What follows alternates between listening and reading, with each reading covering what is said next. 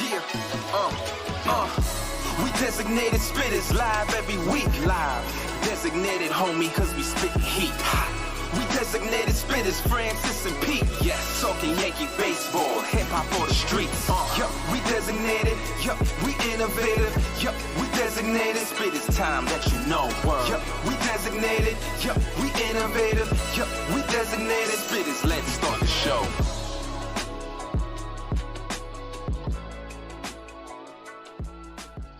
What is going on, everybody, and welcome to, not even like the welcome, what is this exactly? This is like the grand reopening? What is this what this is? This is the grand reopening. Season 2, baby, season 2. Man, I tell you, this is nice. This is nice. Y'all remember that?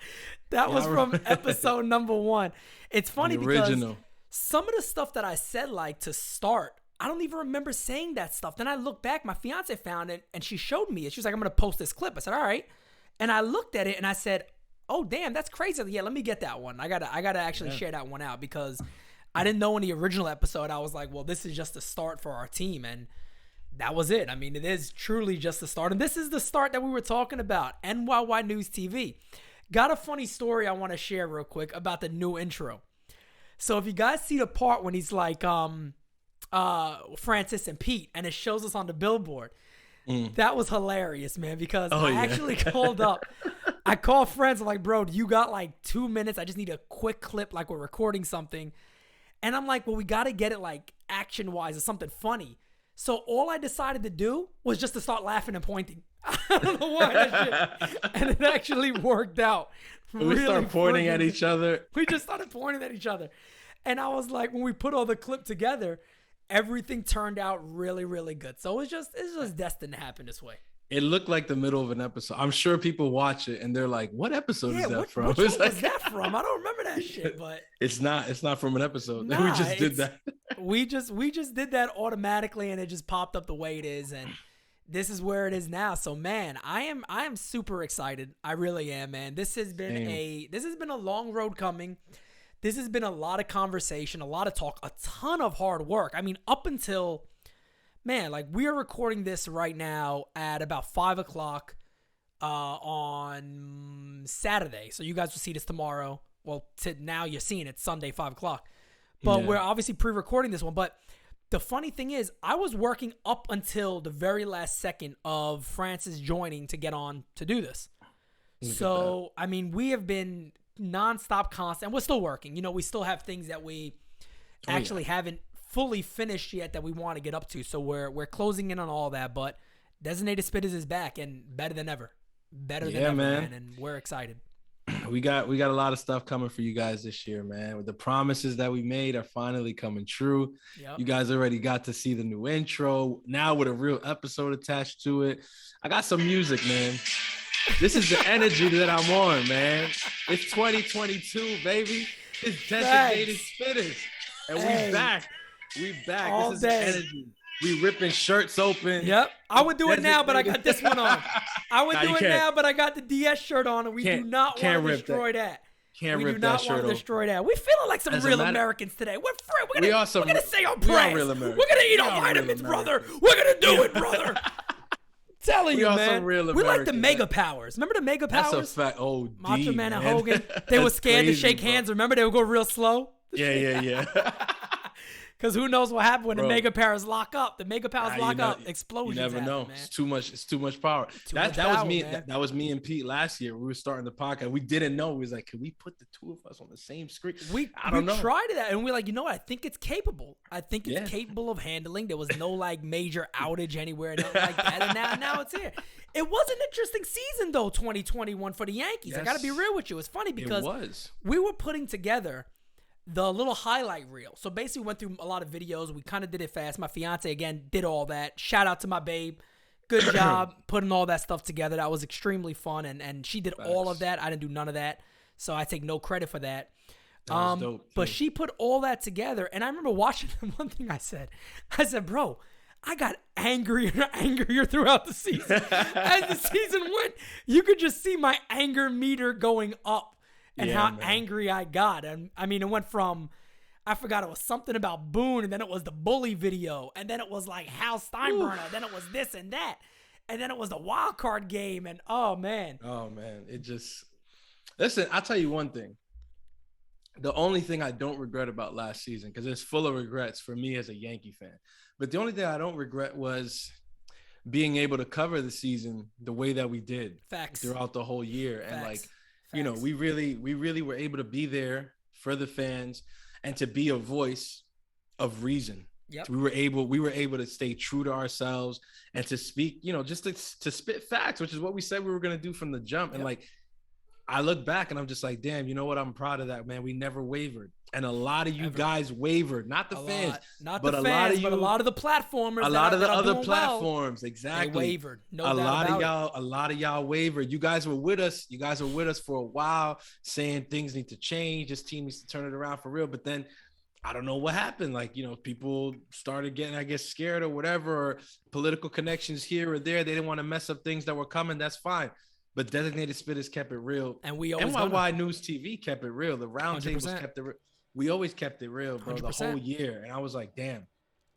It really got to a point last year where it felt like, are we the only ones? Are we the only ones saying this It almost shit? felt like we were on an island by ourselves. It really did. And it got to a point where we were on an island. And look, if that's going to be what it is, then it is what it is. I've said that. I've made that statement before. And I said, look, I'm going to stick to my guns. And we all are. The people we brought in, Chef, Christian, Chris, SGR, Alex, Luca, Felix, Arby, all the guys that are used to it. If I missed anybody, I'm sorry. But everybody that we used to hear, Joe, of course, Killer Joe, who's recovered from COVID. Get better, baby. You're going to be all right, Joe. You're going to be all right, Joe. Killer. Kill that shit. Facts. He might end COVID himself. Yeah, he might single-handedly. He might put that down. But you know what Joe Byron said he was going to do? Joe. Killer Joe might actually do. Facts. Killer Joe, the real Joe gonna do it. But nah, man, we made that staple very early on that we said, look, we are gonna keep it real, no matter how it affects us. If it affects us negative, it don't matter. Like that is the way we're going about our business. Simple as that is. And look, are there gonna be times where are we always gonna be negative? No, of course not. But we're gonna tell it like it is, whether it's negative or positive.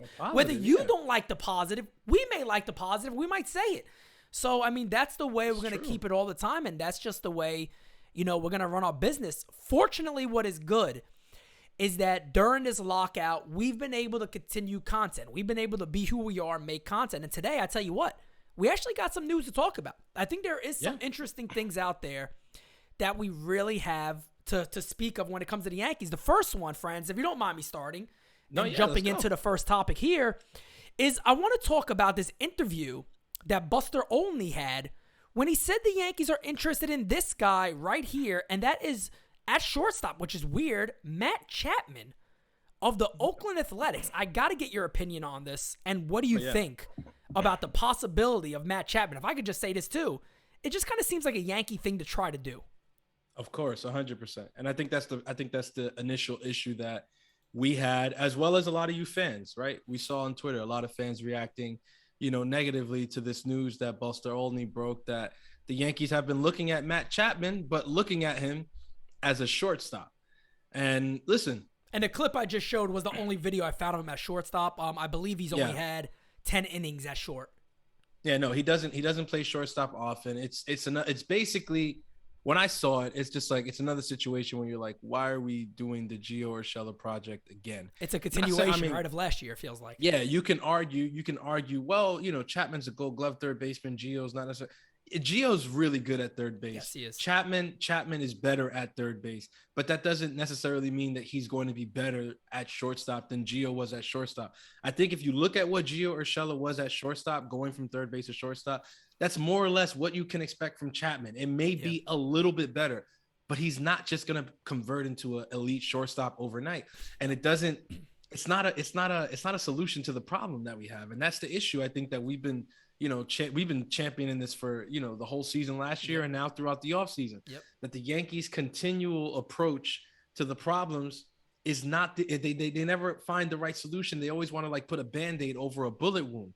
Stop trying to convert people to playing positions that they're not supposed to be playing. Like, interest in Matt Chapman Yeah, I'd love to take a flyer on Matt Chapman, meaning like we move Gio Urshela and Chapman becomes a third baseman. Right. But Matt Chapman as shortstop, absolutely not. Like, just absolutely not. Yeah. How do you start the offseason saying, yeah, shortstop is a priority, but then one of the things you're considering for that priority is finding yet another person who doesn't play the position to play the position? It's one of the strangest things I've seen from the Yankees in a while is that they have this new idea that you could just move and place somebody wherever you want.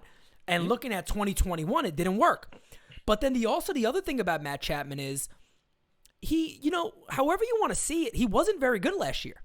He just wasn't. No, he wasn't very good year. at all. He had a down year. There's some scary things that I actually looked into because we're going to get into some stuff with batting average very soon, but he batted .210 last year, and forget that. I'll be nice here, and I'll say let's forget about that for a second. On-base percentage was a little over 300, so he got on base at about a 31% clip.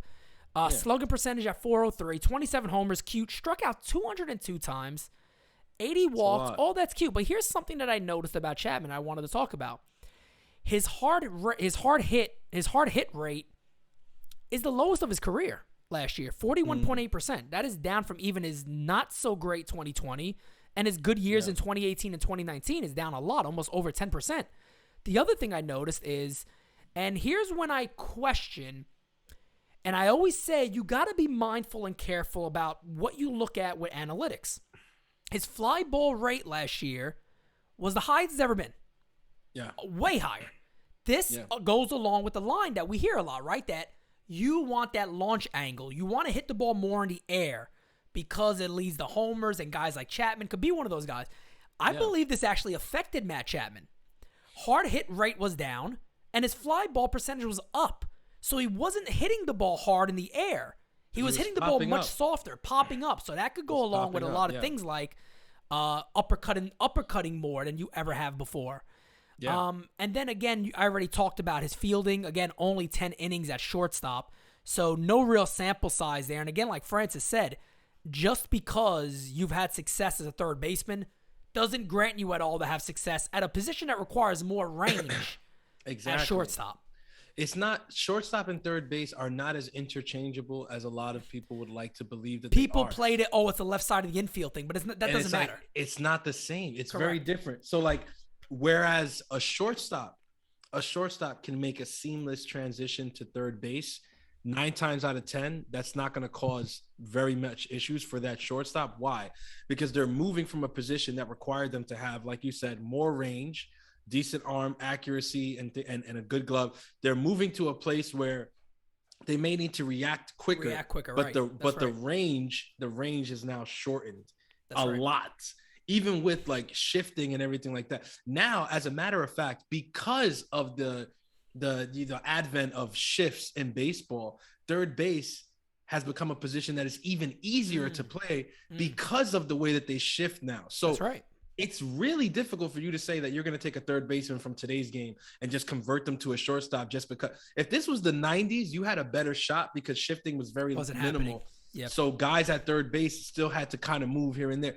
But now the way shifting isn't, the third baseman doesn't really have to like move that much. Range at third base has been cut down very, very severely. So it's not to take away from guys like Arenado, who like are perennial Gold Glove guys at third base, right?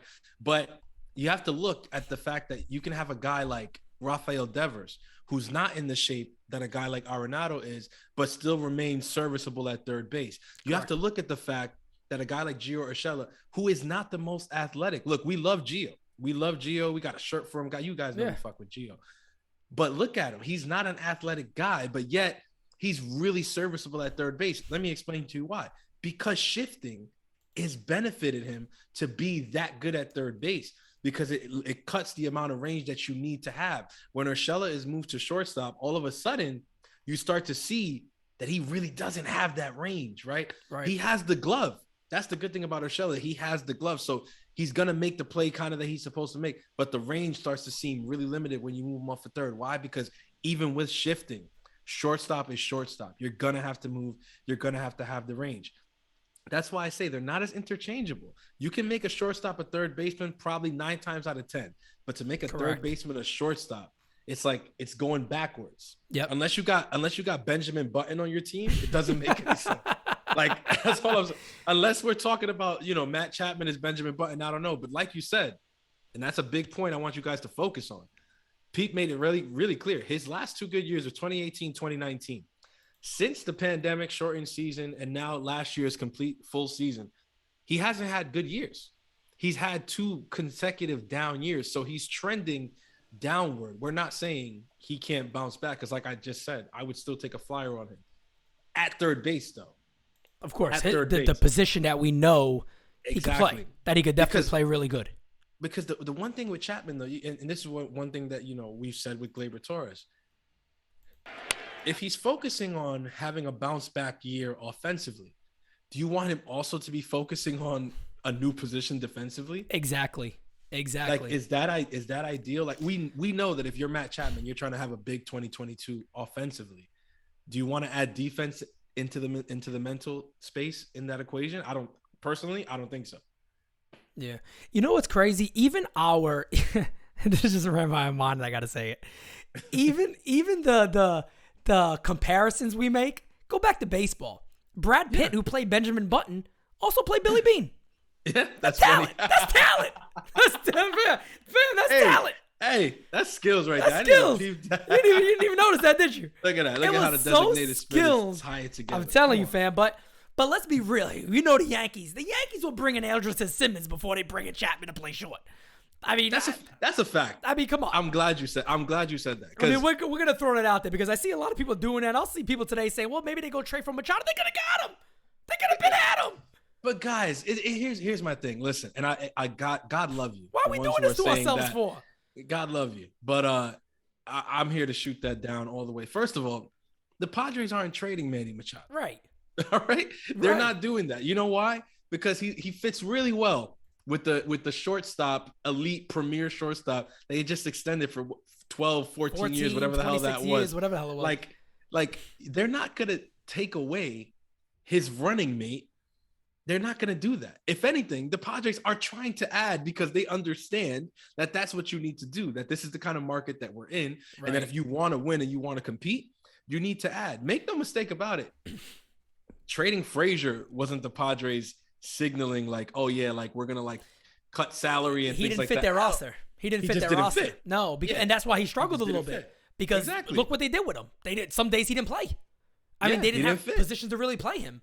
And that's one of the things that, like Kevin Kernan said when I interviewed him last year. Now we can say last year. Look at that.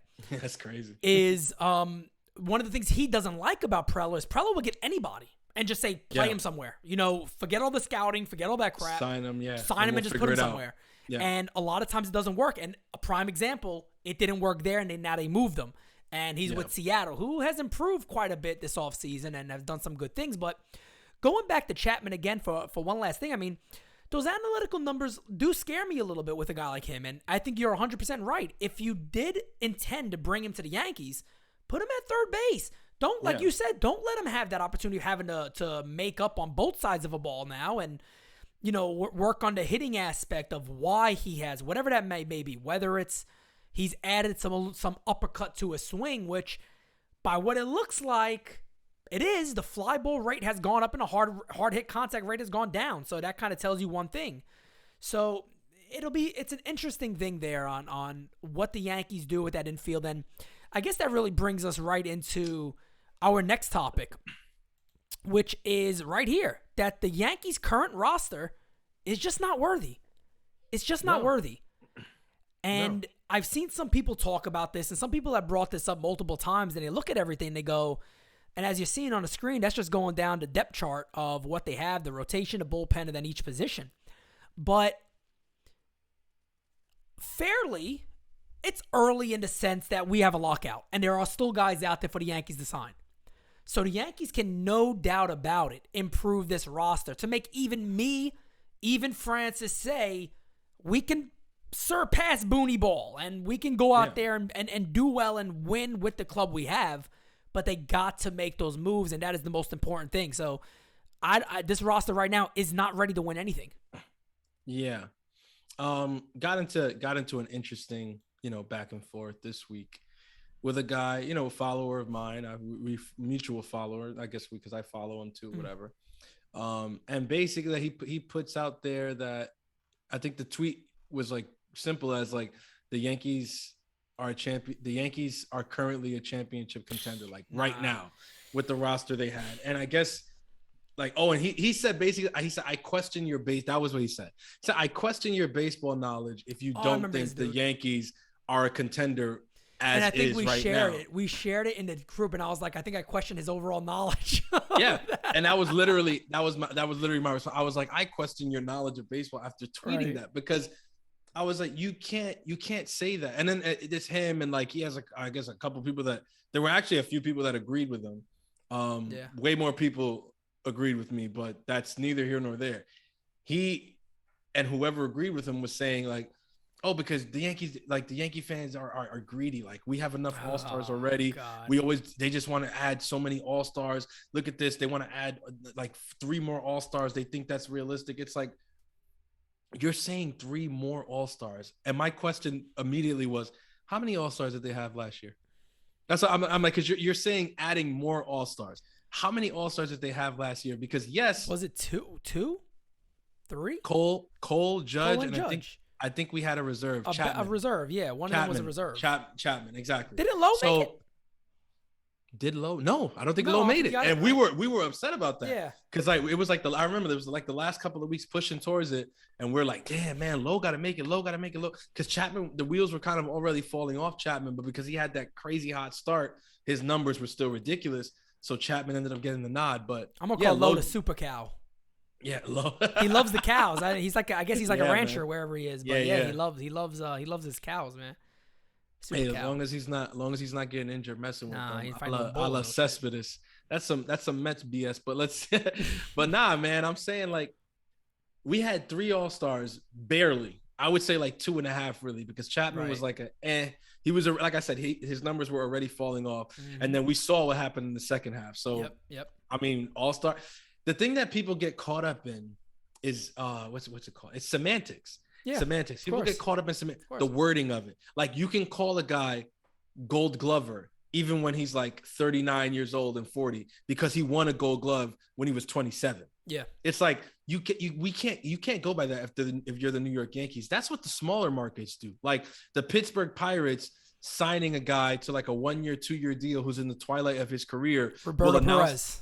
They'll announce the signing as 3-time All-Star, 2-time Gold Glover, even though they're like 3-4 years removed from the last time they had any of those nominations. Right. When you're talking about the Yankees, you're like, oh, but the Yankees have tons of All-Stars. Gleyber Torres, was Gleyber Torres an All-Star last year? No. Who played like an All-Star in the Yankees? What are we talking about? It's like, oh, Gary Sanchez. Gary Sanchez hasn't been an All-Star since what, 2017? Like, what are we talking about? Spoiler alert. Judge and Stanton. Yeah, that's the only guys who last year like they were Judge and Stanton. They were Judge. They did their thing. They did their thing. Yep. 100%. You know, so I mean, you look at it and it's unbelievable because it's funny. Right before we started recording, I was actually having a conversation. Shout out to Bobby Malone. Bobby Malone's always a good follower. Again, somebody too who. Anyway, I'm not going to go into the whole political stuff, but don't necessarily see eye to eye, but you can have a conversation with him. It's very nice because everybody could do that. By all means, everybody could get along and have a conversation. Not everything's politics, folks. But exactly. We have good conversations all the times. And one of the things he said, he was like, he was mentioning, they were talking kind of about that. And I said, well, it's the propaganda machine.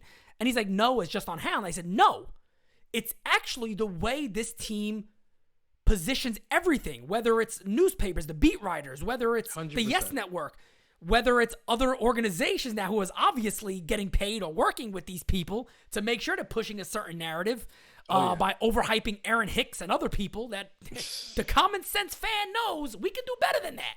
The common sense fan knows we can do better than that. So when you hear this stuff about, it has now been programmed.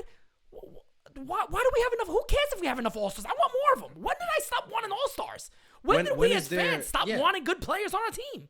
Like the people saying, oh, no, it's not realistic. I'm like, time out. What it's is a game.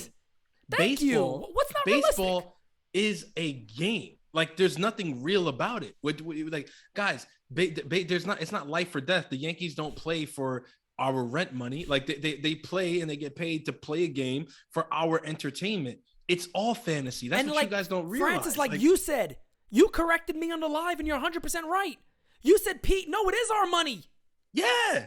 Thank you. And I'm happy you said that, because I didn't kind of mean it like in the sense of, we worry too much about that. But it is. It's our money that he's spending. We are spending on his ball club, folks.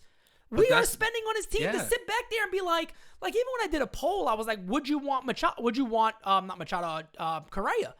And I think like 29% fans said no. And every time you saw a comment, they were like, well, I don't think we should spend this. What are you talking about? What does it do for you? I don't think we should spend $320 million.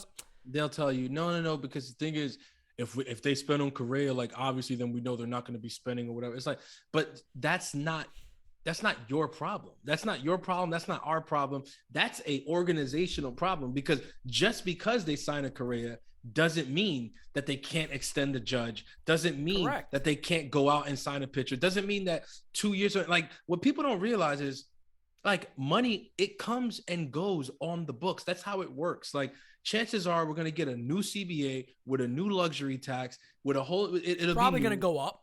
It's gonna, exactly. It's so gonna like, go up. people are talking about, oh, you signed Correa and then like we're gonna be strapped. But no, what the fuck? We're not gonna be strapped for cash. What are you talking about? We got like $50 million coming off the books like 2 years from now. Like you guys don't do math. Like 40 next year. Yeah, it's like this, but it's Pete. It's simple math. It's not even. I know it is. I'm not asking people to do like basic economics. Yeah, I know. Sometimes I get a little bit whatever because I'm an accountant, so like whatever. But I'll go and I'll do the numbers and I get like real in deep. I don't expect anybody to do that. Right. But to calculate 40 million, just subtracting that off of 250 or whatever, and realizing that gives you 210, and then you look at ARB numbers and everything, it's like, bro, they don't have money like that on the books. The Mets are spending 270, and they're not even done yet. Right? Are they going to add more? The Mets are going to add more. I guarantee that. Like, the Mets will add more. But you actually told me before this that you read something, an article of some sort about the owners and money. Yeah. I wanted to bring this up. So shout out MLB Trade Rumors. They put this up. I mean, the trade rumor stuff sometimes is like, I'm always like in and out with them because I'm like, oh, like a lot of times I heard it before, but they like, they're a good page because like they centralize like a lot of the rumors and stuff. But I read this article and it's interesting because the way that fans speak about owners are as if like we're talking about people who make, minimum wage or whatever. But these are the rich. These are some of the richest people in the world. They're all 1%ers. Like the amount of owners that aren't making billions of dollars is very low. Like, look, you'll be shocked. You'll be shocked to know. Look, all right, the Angels, Art Moreno, he's worth $3.6 billion, right? Keep in mind, these numbers are from a couple years back. So like a lot of these numbers have increased. Now, some people might say increased, but like there was a COVID year. Yeah, the COVID year affected the team as an asset, but not these billionaires network. Yeah. These people all made ridiculous money throughout the pandemic. You got Art Moreno 3.6, Jim Crane 1.4, John Fisher, the Athletics, right? Oh, he's worth 2.6 billion. Holy crap. And he runs the Athletics the way that he does. Rogers Communications, which is they own the Blue Jays, right? Edward Rogers is the chairman or whatever. He's worth $11.5 billion. Holy cow. $11.5 billion. So that just if you wanted Robbie Ray back, you got to be pretty upset, even though you got Gossman. Exactly. I'm saying if you're a Blue Jays fan and you subscribe to the belief that, damn man, like they can't compete with the Yankees and other people. We couldn't afford Simeon back. Look at that contract that he got. Or look at Robbie Ray. Too. We shouldn't have paid Robbie Ray. We shouldn't have paid him that much. $23 million. Freaking kidding me? You freaking kidding me? This guy's worth 11.5. He's worth 11.5. And a large chunk of that is your stadium and your team, where that is predicated on your money. Facts. If I'm a Blue Jays fan, I'm livid right now. And you know what the thing about the Blue Jays are too? They're not a bad club. So and they're sold out all the time. This team got a fan base, fam. Toronto is a great and it's a booming city. It's a booming city. Oh yeah, Toronto's a great place. That's why the Rays think that if they split time between Tampa and Canada, they can maybe make something happen. But it's different, man. Like I'm going through this and I'm telling you, it's like, look, some of them some of them make sense, right? Because then you get to teams like, look, even the Braves is by Liberty Media, but the chairman is John Malone. He makes $8 billion. He's worth $8 billion. Not makes, he's worth $8 billion. But then get to a team like the Brewers, right? The Brewers are a really crafty organization, right? Really crafty. They don't always spend. They don't go crazy, but they're very crafty. Look, their owner, right now, Mark Attanasio, he's only worth $700 million. Oh, wow. So him operating the team the way that he does is warranted. It makes sense. You see what I mean? Like, so the reason that this article is so interesting to me is because you look at some teams and you're like, wow, this guy is worth 700 million. He's not even technically, he's not a billionaire. He's not a billionaire owner. But have the Brewers been an unwatchable product or whatever? No, they've been fun. They've been fun for a couple years. And they still got a good prospect pool coming up. Oh, come on. Hell yeah. Look at that pitching and whatever. So it's like, okay, what am I saying with this point? Well, what I'm saying is that you don't even have to be a billionaire to make it work in today's MLB. That's what I'm saying. This guy's worth $700 million and he's running the Brewers, and the Brewers have been a playoff contender. They've got some of the best arms in baseball. That's a fun watch. Yeah. If you're a Brewers fan, it's a fun watch. Yeah. The Brewers were way more fun to watch this year than the Yankees were by far. No doubt. No doubt about it. We can't even argue it. Look, you got the Diamondbacks, another team, right? They've been struggling for some time or whatever. But look, the owner, Ken Kendrick, worth $600 million. Okay, so as of right now, they're doing, and they still signed some contracts though too. Yeah, that's what I'm saying though. Look, I could see that, right? Like, okay, they got rid of Goldschmidt. People say, whatever. But it's like, okay, if this is a team product that's not bringing in billions, or it's not even worth billions of dollars, like, then yeah, that makes sense. But then look at this. There's obviously you got Steve Cohen. Steve Cohen worth $15.9 billion. He doesn't give a shit about nothing. Nah, he doesn't. He's like, he don't care about this is literally nothing to him. And he said $40 million, no problem, man. Just do it. Just do it, guys. I guarantee you guys, he's worth a lot more. Normally, when the numbers get up that high, they got something all over the place. Yep. But look, check this out. The Marlins. Majority ownership right now, right? You got Bruce Sherman, but you know that Jeter's, there's a lot of people part of this group, right? The highest net worth on the group technically right now is Sherman at $500 million. The Marlins are trending upward. They're going in the right direction, right? The owner seems like somebody who's willing to go in the right direction, maybe even willing to spend a little bit of money here or there. So why is it that you get a team like the Nationals, for instance, who's the Lerner family owns the Nationals? They're worth $5 billion. They're worth $5 billion. They've let Harper walk.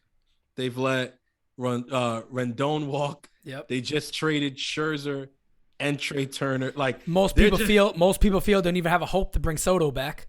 Yeah, most people are saying it's a foregone conclusion that he's gone. Yeah. And the ownership is worth $5 billion. Yep. Now, the piece de resistance, right? The piece de resistance for me. New York Yankees, Steinbrenner family. Steinbrenner family, it's not a crazy number on here, but I guarantee it's more. I'm guaranteeing you it's worth more. They're worth about, it says, according to Forbes, worth about $4 billion. $4 billion. Do you know that on the list of most valuable franchises in the world, the Yankees are currently number 2, which is not a number that the boss would have been happy with, but it's a number that has become commonplace because Hal runs the team the way he runs the team. Like a number 2 team, to be fair. Exactly. They've let the Cowboys overtake them, which wasn't happening in the 90s. Remember, the Cowboys were always there, but they were close, right? Obviously, Jerry Jones and George had a great working relationship. They really good friends. And Jerry Jones is still close with the Yankees organization right now. But he's very happy to be overtaking them as the most valuable franchise in the world at $5.5 billion. Now, don't get me wrong. The Yankees aren't very far behind. The Yankees are still valuated at $5 billion, meaning that if the team was sold today, you'd have to pony up somewhere between 8 and 10 billion to buy the Just to buy them. And that's just the team. Because the Yes Network is valuated at $4 billion itself. Well, there you go. So if you want to get the team owned by network, correct. Exactly. Owned by the same people, the same group, Exactly. That's it. So you're talking about assets worth $15 billion when put together. And people are telling me, no, they can't give a $300 million contract. It's ridiculous. It's a joke. It's an absolute joke. And what a lot of people will say sometimes, they'll say this. They'll say, well, we don't have the faith in Steinbrenner to do it. Okay, but don't make an excuse that the team can't do it. The team could do it. Everybody knows that. Thank you. We aren't stupid. None of us here are stupid. We know that. The team We're can not do saying it. it's going to happen. Exactly. When you put out that poll, you were literally at, and this is why I get upset. All I said right there was, would you do it? Would you want? Would you want it? Pete said, would you want? Why, if the question is, would you want, you start thinking, I like psychological tests. Those are psychological tests on people. Yeah. But this is it, and it goes back to what you were saying before, that the propaganda machine has done its work to perfection. Super successful. Ultra successful. Now, I mean, if the propaganda, if our analytics squad was as good as the propaganda team, we'd be 3-time back-to-back champions right now. We wouldn't lose. There's just no doubt about it. Wouldn't lose. But what I'm saying is, think about it. They've done their work to perfection, because Pete puts out a poll that says, would you want Carlos Correa? And fans immediately begin considering whether or not Hal Steinbrenner would or not. Yep. And the question is, would was specifically to you? Would you? And they start thinking about Hal Steinbrenner. They would say. Then I saw a lot of this comment too. Well, if we're gonna spend the $300, why don't we just get Story? Why? Why just get Story for? Look, I love Trevor Story. I'm on record. I love him. I think Trevor Story. If the Yankees ended with Trevor Story, I won't be sitting here crying and complaining. I will not be sitting here saying, oh, well, they got Story and Suzuki and they got a pitcher and they end up getting a catcher. Yeah. Great offseason. Cool. Yes, 100%. But you don't sit here and bullshit me, because we don't bullshit here. Real talk for the real fan. We're always going to give it to you. If the simple question is, would you want Carlos Correa? It should be 100% that the Yankees would want him. They don't have Volpe's not there right now. So it's not even like you could say, well, Volpe had a good year last year. I'd rather keep him. I think the kid's going to be phenomenal. We're not at that point right now. Not yet. So you can't even answer that question without bringing money involved. What is going on here? It's the propaganda machine. And this is my thing. That's exactly what I'm saying. It's like the point that you made is 100% spot on. People have to realize, guys, you're fans of this team. You are like, nobody can tell you that you don't have a right to want any player you want. Listen, last year in the offseason, there were fans out there tweeting that they wanted Trevor Bauer. Do you think I was replying to them saying, what are you talking about? Trevor Bauer is going to get like 40-something million because he wants a short-term deal. Right. No, personally, did I want Trevor Bauer? No, I didn't want Trevor Bauer, but I will fight to the death for that fan's right to want whatever freaking player they want. Of course, that's being how it goes. A Yankee fan, because that's how it goes. And on the you screen, can want whoever you want. On the screen right now, I just got some defensive highlights of Carlos Correa on there. And I mean, it shows you everything of who the guy is. I mean, if you don't want this and your concern over this is a little bit of money that has nothing to do with you personally, you're not fitting none of these bills. You're not fitting any of this. So for it to be a hard decision and a decision that comes down to, for you personally, well, we got to consider where the money. I'm asking you a simple question, and this is test that I like to do. It's the same thing when I released the video and I was talking about batting average. And we're gonna speak about that here shortly. But when I talked about batting average, I put in that video, it's a lot like cancel culture now, because once you mention something like that, you got to go. And I prove my point, because in the video, I actually say that batting average is an indicator of a bigger story, or a starting point of a story for a player. Whether it doesn't mean as much or whether it means a lot. It depends on the certain player. And fans immediately assumed that I believe nothing else matters and only batting average tells you what a player is. It's the same type of thing. It's propaganda. It really is. It's a new developed mindset that this guy really doesn't suck. If you look at the 47 million other stats that we have, you could probably find about 6 of them that show you he's more valuable to this team than somebody else that has a lot more stats that are better on the eye, that you see quickly. And people were in the comments, batting average matters nothing at all. Batting average, you got to get rid of it. Batting average should be destroyed. It shouldn't exist. So there is no middle point for some people. It's either you agree or you're gone. Get out. Batting average, I'm telling you, look at the comments on those posts I did. People go in and they literally say flat out, not even does batting average matter a little bit, it should be abandoned altogether. It should be gone. They shouldn't even be on the screen. Some people are like, well, they still show up on baseball cards or when they come up on the scoreboard. Of course. Like, it should. Like, no, it's that we're in a time where like analytics it's a whole other thing that has another propaganda machine behind it. And what people don't realize is you're trying to like sound like, you know, a savvy baseball fan or a smart guy who's in the know, whatever. 9 times out of 10 to people who actually know the game. And I don't care what, you know, a lot of you people think, because some of you will argue like, oh no, I don't know the game. Like, screw you. Trust me. When I say I know the game, I know the game. I've been watching the game since the early 90s. I played the game from childhood all the way to college. Like, I've been around, involved in this game. Like, you're not gonna tell me I don't know the game. So I know the game, right? You're trying to sound smarter because a lot of you guys are younger. And again, like I've even had people say like, "Oh, isn't this like ageism or whatever?" Like, shut the fuck ageism. up. When I saw that, I was like, "Oh, this is just another way for like people to, you know, be ageist or whatever." It's like, no, we're not being ageist. It's that ageist. It is. Oh my God. Apparently, ageism. And here's the thing. You ageist. We're not Francis being ageist. I am. I'm gonna put that on the shirt. Right. Yeah. It's like, dude, I'm not being an ageist. It's that a lot of you guys happen to be in the same age group that sound like freaking idiots, telling me that batting average doesn't matter at all. Well, not even that. They'll tell you it shouldn't exist. Exactly. You're going like, idiotic. You're going nuclear on a stat that's been around longer than you've been alive. Like, yeah, and then you're regurgitating points that you heard from some nutcase somewhere who also doesn't know shit about the game. You know why I can say that? Because the ones who know shit about the game are not saying that batting average doesn't matter. Talk to any lifer. If you talk to any lifer, anyone, they'll tell you flat out that is insane. Now, again, most of them would say, you know, these other stats are cute. You know, they're nice. I can understand how teams would see it.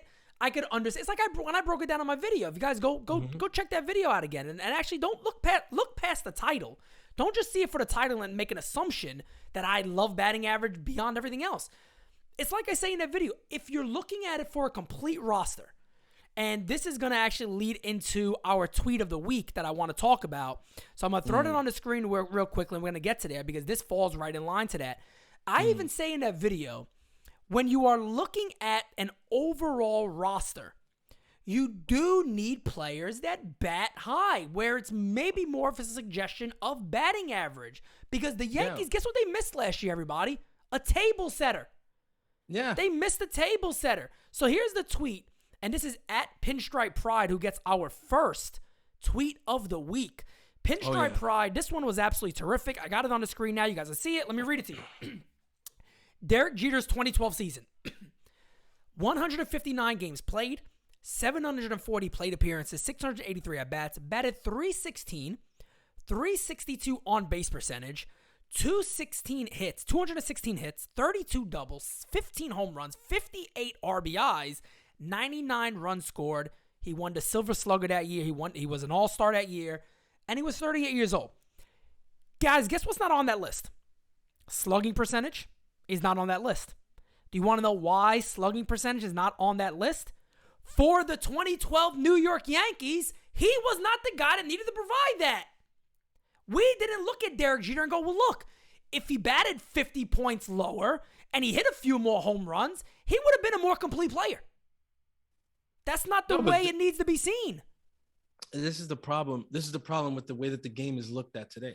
Because not only like analytics are good, but it's making a lot of people think that you have to form one type of player. Exactly. Like either you're a good player or you're a bad player based on your weighted runs created plus. And when I hear one of you say that, that's how I know you're younger than 25 and you're an idiot. And you can call me an ageist all you want. I don't care. Because it's like you can't tell me that there's a mold and every player has to fit in this mold or whatever. It's like idiotic.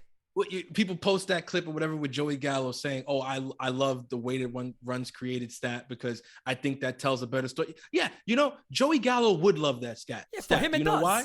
Because for him, it does tell more of the story. You know what it is too? But that's for him. With him, you have to look at that to find positivity. Exactly. And that's what I was trying to say, and these cats wanted to kill me. It's like a while back on, I think it was on TikTok. We got the TikTok page, NY News, go check it out. But I was on that, and I had a big back and forth because somebody was like, Derek Jeter's the most overrated player because he didn't hit him for enough power and didn't walk enough. So I said, so what does that mean? Tony Gwynn sucked? Tony Gwynn's a top 5 hitter of all time. No, but you let them tell it. Ever. No, you let them tell it. It doesn't matter. He hit a lot of singles or some bullshit like that. He wasn't. What they'll tell you was he just wasn't as productive as a guy during that time to hit for a lot of power.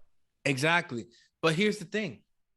Everybody can't be a power hitter. That's what you guys don't understand. Exactly. You see, one of the biggest issues that we're having with the Yankees currently is that their philosophy has shifted to what a lot of you idiots think, or nerds, whichever one you want to go by, that we've got to make guys into high OPS plus guys, high WRC plus guys, launch angle, get their hard hit angle up, their fly ball hit rate, launch angle, all that shit. And you know what that did? Well, let me tell you what that did. It fucked Gary Sanchez. It fucked Gleyber Torres. It tons of Aaron guys. Hicks. Aaron Hicks. Because I'm not even a big fan of him, but Aaron Hicks all of a sudden thought he was Ken Griffey Jr. He didn't just play baseball. Of course, because you have people telling him, the Yankee nerds, and some of you on Twitter saying that, no, don't, your batting average, whatever, that doesn't really matter. Your on-base percentage is high enough. And of course, your weighted runs created plus, because you're getting on base, because you're walking, I mean, it technically means you're more productive than, I don't know, Aaron Judge. Like, shut up. Like, right. This is what I'm saying. It's like you guys have completely taken out what our eyes are seeing. That's right. You're not gonna tell me, oh no, batting average doesn't matter. Is Joey Gallo still productive even if he only hits 200 or whatever? Is Joey Gallo productive? Yes. You're not gonna tell me that he's as productive or more productive than a guy who's batting 350 for his team. I don't give a shit. You're not gonna tell me that. Right. I got into a back and forth this year. Julian, friend of the show, we interviewed him last year, right? He tweets out, if DJ LeMahieu hit 22 home runs with 70 RBIs and an OPS over 800 with a WAR over there, is that a good season? Right? People are answering. 90% of the people said yes. Some people, 10% said no. Right? I responded before I voted. And I was like, when talking DJ LeMahieu, batting average matters. So I need to see that before responding. I know that the on-base percentage is decent because you said the OPS is good. It's already over 800. So I can imagine his on-base percentage is pretty good. It'll be good, right? He's like, Julian responds, I guess he's one of the few players that people actually care about the average. For the sake of this discussion, I'll say he hits 285. I was like, then that's a good season in my book. He's sitting 285. He's got an OPS over 800, 22 home runs, 70 RBIs. That's good. For this club, that's true. Because remember, he'll likely be a table setter. Exactly. That's terrific. Right? So I said, then that's a good season in my book. Also, for the record, personally, I always care about batting average. I don't care how many other stats they are. I start with batting average for a lot of players. That's I'm going to read that again. Well, I said I start. I'm going to pause you there because Tyler, who's another big one of this show, sports talker. He's a regular on this show, and he's terrific. When people were coming back and forth with me, they were saying that it doesn't matter. They were saying that it's like a book. You don't really care about the initial part. And he was like, no, actually, there's a lot of information at the beginning of a book. Oh, yeah. And hello. Look, if you're opening a book and you're reading the book, and let's say batting average is the first thing to discuss, well, that's the introduction to the rest of the story. So, yes, batting average does matter in that sense. Now, does it matter as much as maybe 25 other stats that you think is more important? To you, maybe not. But it is an initial starting point to understand a player's season or to understand a player in general. And that's all I'm trying to say. Literally, I said, the last line of the tweet, I said, I don't care how many other stats they are. I always start with batting average for a lot of players. So I said, I always start with it for a lot of, I didn't say for every player. I said for a lot of players. Then I get a response from an analytics, whatever, fanboy or whoever. Batting average doesn't matter batting average doesn't matter more for one player than others. LOL. Yes, it does. It just doesn't tell about overall production. If all you want to know, the same response. You see, if all you want to know is what percentage of at bats did a player get a base hit in, then it's a great stat. I'm just not sure how you'd only want to know that. So now, because obviously I realized just by the response, I'm talking to a child. So I respond, batting average 100% matters more for some players than others. Case in point, I didn't go into this here in the tweet, but we were just talking about Joey Gallo versus DJ LeMahieu. He's a perfect guy to talk about. To me, these are the perfect things, right? Let's compare some of the stats that Julian started out with in his tweet. 22 home runs and 70 RBIs. 22 home runs and 70 RBIs, while that is great for DJ LeMahieu, that is low for Joey Gallo. Correct. Right? If I'm just looking at those numbers, then I would evaluate Joey Gallo with those numbers as having a bad year, and I would evaluate DJ as having a great year. But you see, those numbers don't tell the whole story, right? Correct. And here's why, again, I'm going to start with batting average and here's why, again, my point that I made is 100% correct. Batting average 100% matters more for some players than it does for others. Why? Joey Gallo's not a leadoff hitter. Joey Gallo's not a number 2 hitter. I don't care how many at-bats he's getting a hit in because he's not batting at that part in our lineup. But you see, that's another thing. That's another thing that's messing. That's what I broke. Messed up. That's what I talked about in that video. I said Joey Gallo's production in Texas has to be different than it is in New York. They got different lineups. Let's admit it. Joey Gallo was really the man in that lineup. He's the one you look at like, oh, he's going to provide the power, right? So if he bats 210 and he's hitting tons of home runs, that's wonderful. But let me bring this up too, because you hear this a lot about, well, Gallo's going to do this. And look, the Gallo the New York Yankees got was not good. And this is coming from a guy who was hyping him up. I love the idea of Gallo. I loved it. My father hates it. He still hates it to this day. We'll see how it turns out. But guys, Gallo batting 160, no one will sit here and agree. Look, he had a 404 slugging percentage. Is also not good. He also had a terrible on-base percentage that people hype him up about. If Gallo was the guy that he was in Texas, he would have been friggin' awesome for the Yankees. Gallo doing these numbers. I'm going to read these off to you real quick. He does this in the Yankees lineup. I don't give a poot where you bat him. Shouldn't be the top. But middle and down, I don't give a poot where you bat him. Third and down, I don't give a poot where you bat him. Agreed. Okay? For the Rangers, 310 at-bats. It's almost half a season. Basically half a season. Pretty much. 223 average. This is coming from two guys who love average, but we understand the type of player. Exactly. 379 on base and 490 slugging and an 869 OPS. Sign me up. There goes your other numbers, folks. This is what I want from Joey Gallo. Exactly. This is why I say it is the most idiotic, and it's a lot like cancel culture, because what did we say wrong? Yeah. We didn't say nothing wrong. We didn't shit on your numbers. No, but they understand it the way they want. Correct. And the way they understand it is, you're wrong. You can't give an opinion. Batting average should be abolished, and that's it. If you put any stock in batting average, they're trying to tell you that you don't know baseball, which is why I'm going completely the opposite way. I'm not normally that kind of guy, but it's like, okay, you guys want to go a completely extreme that way, then I'm going to go the opposite extreme, because then what are we doing? We can't even have a conversation, because I literally explained it to him. I said, batting average 100% matters more for some players than it does for others.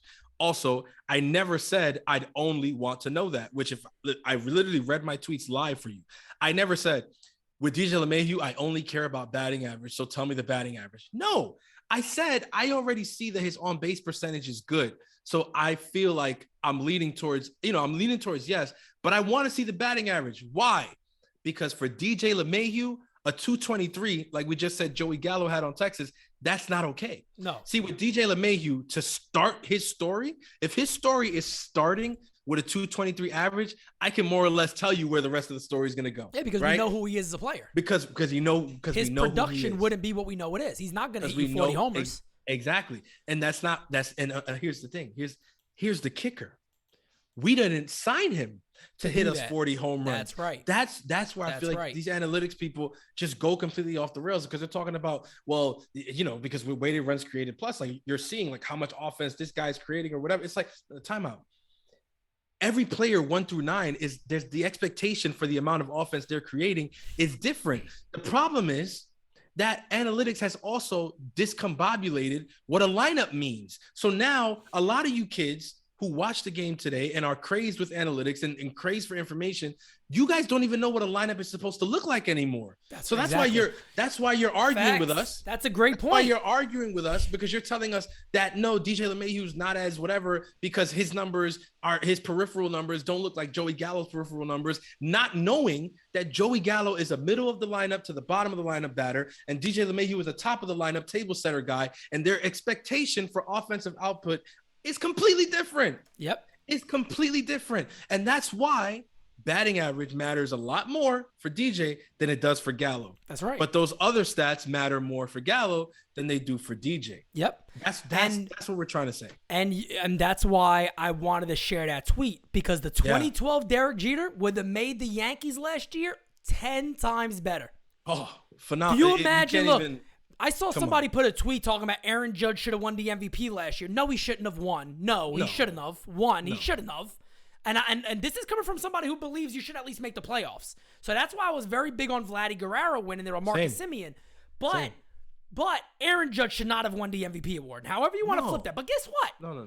If Aaron Judge actually played all year with somebody in front of him that got on base like Derek Jeter did in 2012, we'd probably be talking about Aaron Judge very much more seriously winning the MVP. Yeah, the only way he would didn't have those guys all year. Yeah, the only way he would have lost out would have been because of the Ohtani thing. But he would have been like number 2. He would have stolen so many votes from Ohtani, I think. Even him being a Yankee, because of a guy like Jeter, what he did in 2012, having that guy ahead of Judge, it just changes the whole dynamic. I mean, and guys, you guys are acting like we didn't see this before, but we saw 2017 Aaron Judge. Yeah. He was batting third in the lineup a lot of times. Sometimes, second, third, whatever. But it's like he had people ahead of him that, I mean, we were interchanging throughout the year, but it's like people were getting on base. People were getting hits. You know what I'm saying? People weren't grounding into double plays every single like how many double plays did DJ LeMahieu ground out into? How many ground outs period did DJ LeMahieu He hit the ball on the ground. I think the most he's ever has in his career. All year. And I mean, you can relate that to whatever you may think it is. I mean, but yeah, DJ LeMahieu did. I mean, I'm gonna go ahead and verify that, but I don't think I'm wrong. I mean, just again, this is the CNI test. Kind of be shocked if he's done it more in his career. But it had to be either the highest or one of the highest. So his ground ball rate last year was 52%, and actually, shockingly, in 2020 hit the ball on the ground more. In 2017, he hit the ball on the ground more, and basically all the start of his career until about 2014 when he started to look like making a little more hard contact. But even his hard contact wasn't, well, it was a career low last year, so that could tell a bit of a story too. He just wasn't making as heavy impact on the ball. But I mean, you're 100% right, and even DJ LeMahieu is not necessarily your prototypical table-setting guy that you want up there. But it's almost comical when the Yankees come out of the biggest game of the year and they bat Anthony Rizzo of all people first. It's comical. And guess what? You know why it happened? Analytics. Yeah. That's the only reason why it happened, because the analytics side said, hey, look, we got to try to get on base early and hope that one of our guys with pop hits a home run. That's exactly what it was. They banked on that. That doesn't work in postseason baseball. And you people ate that shit up. A lot of you. Like a bag of candy. I remember. A lot of you analytics heads were all over Twitter. Bro, I remember the tweet. I love this lineup. Everybody disagreed with me. It's like. I said it. I said, damn, they're already. I don't want to be negative, but it looks like they put in the white flag in already. Everybody's like, people, what are you talking about? The lineup's great. Really? No, it wasn't great. Okay. It wasn't great. And we saw that. Speaking of analytics. And that's not a knock. It's not a knock on Rizzo. Just not at all. No. Anthony, you know we got you, fam. We got you, fam. When the ball hits the sky like a big pizza pie. That's a Rizzo. We still there with the Rizzo, fam. But I want to transition real quickly because we are talking about guys that hit the ball in the air and guys that get on base, analytic things that people love. Here's a guy on the screen right here, and Seiya Suzuki, that, fam, I'm telling you, I'm getting a little excited about. I got to be real with you. After I keep hearing more about Seiya Suzuki, I'm getting excited about this guy. One of the good points that I actually had brought up to me recently, they said, Pete, this is not your typical Asian player that we see that usually comes to America. He's not the slap the ball the other way guy. This guy has an American type swing. He has that big, heavy hack, and he has very good hand-eye coordination. And the one thing that they mentioned, like we were talking about when it comes to a little bit of analytics and things of that nature, is one thing I got mentioned. They said potentially his average will come down, but they still believe it hit over 250. But the way he drives the ball in the air, when he hits the ball high, that's just his natural swing, and he doesn't chase anything bad. And then I said, well, what about the Yankees outfield? And they brought up a great point too. They said, well, to be fair, let's be honest. The Yankees got two guys, including Suzuki, who they think could play center field. I think Judge could play center. I think Gallo could play center. I think Suzuki could play center field. This is a guy who I really think, if you're the New York Yankees, and we're not talking about penny pinching here, I'm just talking about pure talent. This is a guy I think you seriously consider making a run at, and you don't care what the outfield logjam looks like. Yeah, I mean, even still, like you make a run at him and you can resolve the logjam quite easily. Like what people are saying, look, there's a lot of people out there who believe in Aaron Hicks, and rightfully so. There are some numbers that support, the potential there. So that means that he's tradable. He is tradable. Now, is it going to be easy to move an Aaron Hicks? No, because it's $10 million attached to him. So yeah, you're going to have to attach a prospect. Yep. But when we say attach a prospect, we're not talking about you got to attach Anthony Volpe to move him. This is not at all. I don't know. It's not really. You attach a mid-level prospect to Aaron Hicks, and or you'll be able to, levels, or two lower levels, even better. Some teams that are rebuilding, maybe they got some money, like the Cubs, for an example. And I'm not just saying them specifically, but their mindset right now is that they could add salary if they got to trade for a guy that maybe they got to just get some. Because they're not paying anything, or they give us a couple of guys for, and they're not paying anybody. Exactly. So and it's not that long of a deal. Right. And teams like that too, because you never know what those low A guys turn into. Some of them are 18 years old that are still developing. You don't know what they become. So there's still so much potential. Sometimes it's a very good risk to take. So that's what I'm saying. The outfield logjam could be cleared relatively quickly. Not to mention, like, this is Joey Gallo's last year with the Yankees. So it's like Joey Gallo has one more year left. I think Hicks, 2 more years or something like that? Like 2 or 3, I think. We got 7 back when. I forgot when it was. Yeah. So it's like, think about it. Like, it's like, yeah, it creates a logjam, but it's like you could trade Aaron Hicks. You could move on from Joey Gallo after this season. And then all of a sudden, I mean, Gardner's not in the fold as it currently stands. So like literally that would mean that after 2022, 3 of the outfielders you had in 2021 would not even be on the roster anymore. And so it's not really a logjam. Not at all. And then my thing also make it work. Well, my thing also is very simple. Has Aaron Hicks earned a starting role? No. What has Aaron Hicks done that says you are our center fielder? Because for me, I think that's the thing you got to do with guys like Aaron Hicks. Is if you want to keep him and you can't trade him and you go, well, let's see what he does for the year. I understand that people will say, well, then if you don't do that, you probably do want to play him to see what his value is or how that works. But look, you can't think that way if you're really a win-now team. You can't sit back and go, well, hopefully I'm going to have to hold on to him. I'm going to have to pass on Suzuki because I got to see if Hicks holds value and we could potentially get rid of this contract. That's not a winning organization's mindset. No. If you bring him in and Aaron Hicks, hey, look, Aaron, unfortunately right now, you're on the bench. There'll be days where maybe we get you in at the DH or we put you in left, right, center. We get you in late in games. We could do a lot of different things with Aaron Hicks. Let's not forget Brett Gardner. Look at the amount of time he got last year. We didn't expect that, did we? But Aaron Hicks is also very injury prone, so I don't count on Hicks for nothing. Yeah. And if you're doing that, you're just setting yourself up for failure as a club. It's not just Hicks. Remember, look, Judge had an amazing year in 2021. Played, pretty much all the games. If it wasn't for the whole COVID thing, he would have had a full season, literally full, completely. But, Aaron Judge has had some fluky injuries in the past or whatever. So, like, we can't question his size. We know how big he is. It's a little easier. Yeah.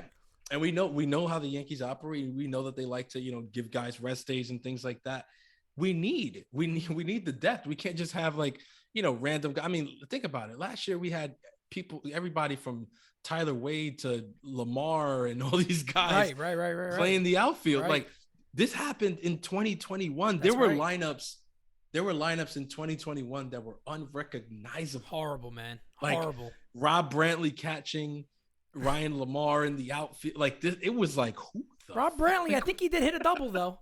He did hit a double at some point. He did hit a double, and I think Lamar got a walk-off homer.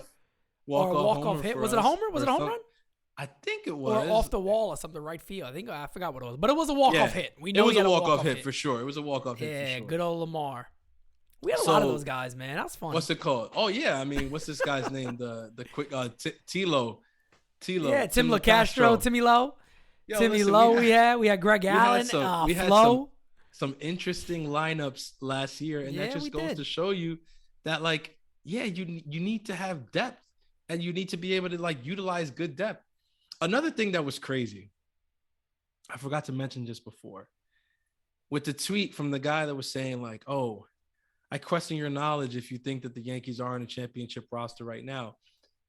I think him and somebody also like were like going back and forth saying like, yeah, like, do you think people thought the Atlanta Braves were a championship roster at the beginning of last year? And I'm like, I didn't even respond to that because I was like, yeah, but the team that got to the World Series wasn't the team that they started with at the beginning of the year. Exactly, and that's how it works typically. Yeah, it's like, hello, they went to the trade deadline. The freaking manager traded for 4 outfielders, and they made that shit work. And their best player, one of their best players, was injured all year for half of the season when they were going to go on this run. They said, we're not going to give up. We're going to trade guys. Yeah. And that's why, don't we always talk about this? Every deadline, we always say, what? They got to do something. I mean, you got to send some sort of message. You can't sit back and be like, we ain't doing nothing at all. Like, you can't do that when you're a team that is looking to win. Because, look, guys, if the Braves don't make those moves, they don't win. No, they don't simple win. As that. They're not there. And they had the excuse. They had the excuse that the Yankees would have fed us if Aaron Judge got injured. It would have been like, well, Judge went down, and things pretty much spiraled on us from there. Yeah, he's the heart and soul of this team, and without him, it's.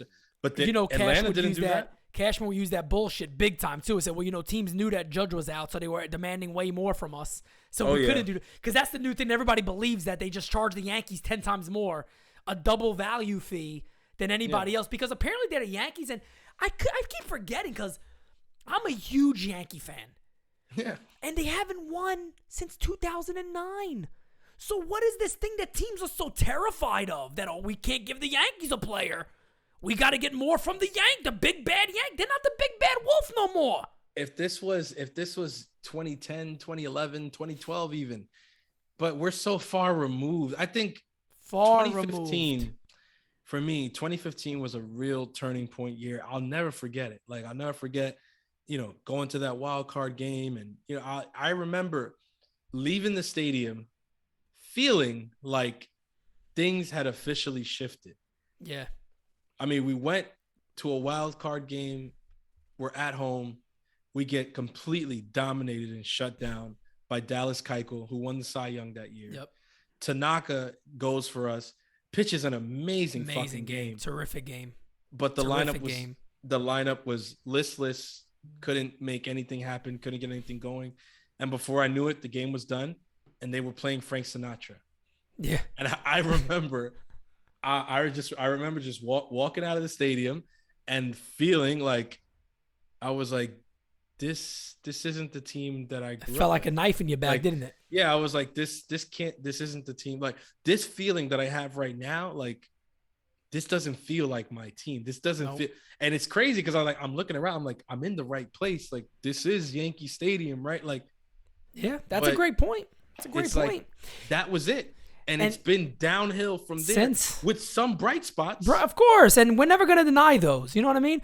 We're not the type. Like, when we talk about, or for me, for an example, when I talk about the Yankees, it's either you win or you lose, and that's all there is to it. Whether you win the World Series or it wasn't the year you wanted. Again, nobody's sitting here saying, well, we don't have anything to build upon. You do.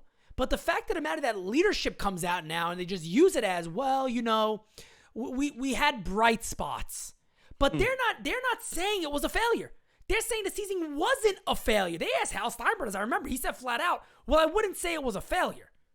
We didn't reach our ultimate goal, but we had this, and this that was cute. That's the wrong messaging. Because, yes, you could understand that, yeah, we did get better with certain things. There was positives here, but we did not do what we came to do, and we failed. How do we build upon now winning? And that is the frustration with fans now when they're looking at this roster like we did and we're saying, bro, we haven't done jack shit. I mean, you could almost argue, correct me if I'm wrong, I'm trying to think of the moves the Yankees made. They haven't made no big trade. They haven't made nothing big. I think arguably the biggest thing they did that I think could be effective for them in their bullpen is signing Jimmy Cordero, who I think actually could be a real positive for them in that bullpen that's already fantastic. And they add a guy, Jimmy Correa, who I think is actually going to be good. They also got the other young catcher who I think could potentially catch on at some point. But the Yankees haven't done nothing where you can sit back and say, okay, now I'm going to hold you guys to it. You're right. We didn't hit our goal, but there was positives. Not many this year, but Judge and Stanton, a few others. So what are we doing? So what are we doing to address it? That's all we're saying, guys. I think, like, look, there's work. We're not going to tell you guys to shut up. No. Like some other people would. We're not going to sit there and be like, well, you have no right to complain because guess what? The Network is funneling us some dough. So we're not going to tell you to shut up. No. We don't do that shit here, fam. You complain. You bitch. You moan. You pay the money. Like Francis said, it's your money. You're buying the chicken bucket. You're buying the alcohol that's overpriced. You're doing all that. So you're go enjoy yourself. Overpriced ticket. Listen, from the beginning of the Yankee Stadium experience. Talk your shit. You're already being overcharged. Like, just to get a ticket to go to the stadium is ridiculous. Like, do you know what it costs to go to a Pittsburgh Pirates game? Do you know what it costs? You went to Cincinnati. To go to, oh my God, I couldn't believe it. Great American Ballpark. You said it was beautiful.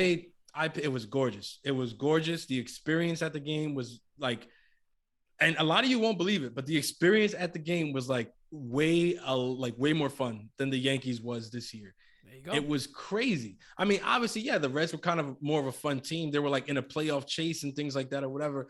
And the Yankees were like terrible most of the year.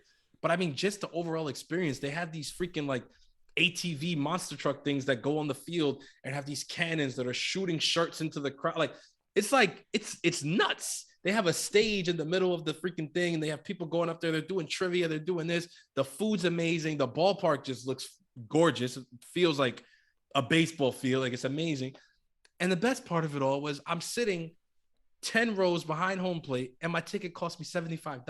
Wow. Wow.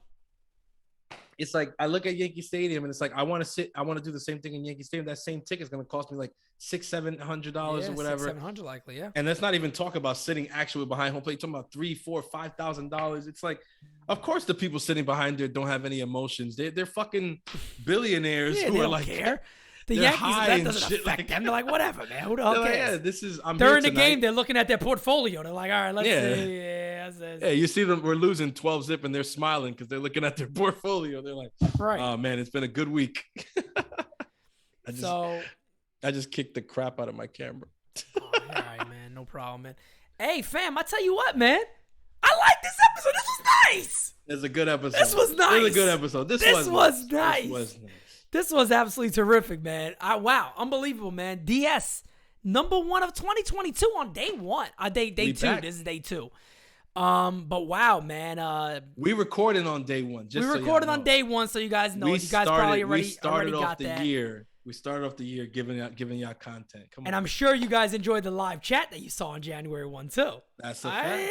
That is a fact. Don't think I don't know you don't fuckers know that. You don't fuckers know that. Don't come at me with that mess. But nah, man. This was extremely fun. I hope you guys enjoy everything that we got coming for you, man. Quick shout out. I'm gonna throw it on the screen right now. Right there, guys. Monday, you got the NyynewST podcast. Our good friends Chris, Christian, and SGR are back and better than ever. I'm telling you guys right now. Can't wait to watch them. Can't wait to watch everybody, man. I'm so excited. Get ready to hang with the fellas on Monday, guys. One thing too, designated spitters. We didn't plan this to be the first. It just happened to be Sunday, and I'm like, hey, Francis, we kicking it off, bro. I guess we lead it. We bat and lead off. It felt fitting, man. We like average. We're the average hitters here. We're the average guys. That's why we're leading off. We the average guys. I think you got to be 1 and I got to be 2 because I'm pretty sure you fast. I think you faster than me. I'm assuming you faster than me, bro. I've never been the fast dude. I don't know. I've never been the fast dude. Then again, I used to be when I was playing. I used to be. Well, when I was like 275 pounds, there was no way I was fast. So Oh no, now I worked out. I worked out today, bro. You ain't 275 no more though. Fam. I worked out today, and people are gonna laugh at this shit. I get motivated by old wrestlers' theme songs, and like Titantrons and shit like that, right? Yeah. So I was listening to. Matter of fact, I'm gonna play it for you guys real quick for 1 second. Simply Ravishing, Rick Rude's sixth theme in WCW. Ravishing. Ow! So think about me right now. I'm busting my ass running on this thing, and the music right here playing. I'm like, man. And then if you know Rick Rude's one of the legends of all time, man. Oh yeah. R.I.P. to Rick Rude. Unfortunately, died so young. Yeah, way too young. Come on, listen to this. Come on, man. That should be like NyynewsTV theme right there. We Simply Ravishing over That shit is funky, baby. Come on now. Man, that's like some Tina Turner junks right there. And you know I'm with the shits, man. I wanted to start this year off with Hulk Hogan. Look at us. We doing all the wrestling on it. I was like, yo, I don't know, bro. Like that was just my vibe. It was either gonna be Hulk Hogan or Wu-Tang, and I was like, I don't know if they want that kind of energy right now. The Wu-Tang shit got to be helpful. Like we going to war. Yeah, like, when we're ready to go to war. That's all right. That's probably coming on. That's coming on, definitely. But I did say R.I.P. and I gotta say R.I.P. to two people. John Madden was a legend of the game of the National Football League, and of course Betty White, huge Golden Girls fan, fam. The legend Betty White. Rest in peace. 99 years old, man. We can only be so lucky. Somebody said a crazy stat. I saw it on Twitter today. Was it the one that she was alive for all 27 titles? Yeah. They said she was alive for all 27 New York titles, man. I was like, that is amazing. That's unbelievable. That is amazing. That's unbelievable. God rest her soul. God rest John Madden's soul, man. Facts. Prayers to their families. But you know what? I feel like both of them lived long, full lives. I'm sure their families are just celebrating. And the thing is, too, I mean, I think I said this. I think I might have said this at some point, or I was talking to my kids about it or something. But I think the legacy you'd always want to leave is something that's going to be remembered. I mean, you live forever when your legacy is remembered, and they will, no doubt about it, live forever. That's the amazing thing. That's the beauty of it. That's the beauty. Even somebody like Rick Rude, short life. I think he died like 41 or 44 only, but way too young for Rick Rude. But what a legacy! We still remember him. Yeah, no doubt about it. Think about it. There's tons of guys. Him, Bret Hart, Owen Hart. Owen Hart, so Bret Hart. Yeah. Oof, God forgive me. Let's not take Bret 2022. Yeah, let's not take Bret 2022. That's not good. No, but there's a lot of them. Macho Man Randy Savage. But there's way too many. Eddie Guerrero, Chris Benoit. You remember the Chris Benoit story was tragic, but I'm saying you remember, a lot of these guys. You might think, oh, it's something silly, whatever. Like, listen, I remember from John Madden was just like he was the soundtrack to my Sundays growing up. Oh yeah, of course, listening to him call. I mean, early on, and even if you're a video game head, I mean, Madden alone was everything. You know how many times I asked Madden on defense? Of course. Oh yes, all the time. Yep. Every time. Ask Madden. Yeah, I don't know. We don't know. Cover 2, cover 3. I don't. Whatever you say, John. Let's go with that. Yeah, Johnny boy, just go with you, fam. We know they better not. Listen, they better not ever change the name of that game. That better be Madden forever. I can't imagine that ever changing. But then again, you never know. But hopefully not. In this world, I don't put anything past anybody. Right. Unfortunately, that's how it is. Past anybody, but well, Francis, man, you gotta lead us out. Hey, first time of the year. I'm excited, man. Y'all already know. I hope you enjoyed this episode. But keep it locked. Stay tuned, because y'all already know the next episode is the best episode. Facts. And also, we will never come whack on a designated Spittaz track. It's just the way it goes around here. So, guys, that's a fact. For episode number 1 in 2022 and for NyynewsTV, it has been a pleasure, and the rest of the year is going to be a pleasure too. So, best wishes. Happy New Year, everybody. Let's get this thing. Talk to you guys next time. Before it hits the front page, NyynewsTV.